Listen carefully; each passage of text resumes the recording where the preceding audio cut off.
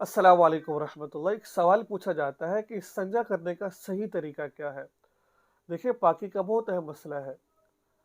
बल्कि एक भाई मुझसे ये भी पूछते हैं कि मौलाना साहिब, इस्तिंजा करते वक्त शर्मगाह को हाथ लगाना ज़रूरी है।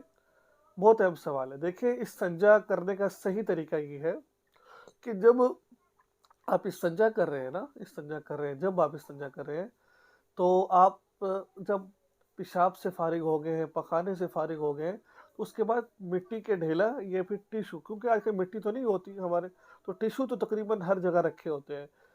तो उसके ज़रिए से अपने जो है उसके को खुशक कर लिया जाए अच्छे तरीके से। पेशाब पखाने वाली जगह को अच्छे तरीके से खुशक कर लिया जाए। आता है कि 3 ढेले इस्तेमाल करें।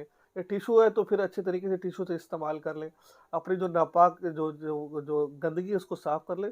उसके बाद पानी इस्तेमाल करें। ठीक है ना? उसके बाद पानी इस्तेमाल करें, ये तरीका है। और सीधे हाथ से इस्तिंजा मत करें। कोयला, ठीक है?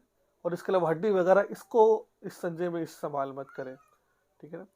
और आता है कि जब वॉशरूम में जाए तो जाने की दुआ पढ़े, निकलने तो निकलने की दुआ पढ़े।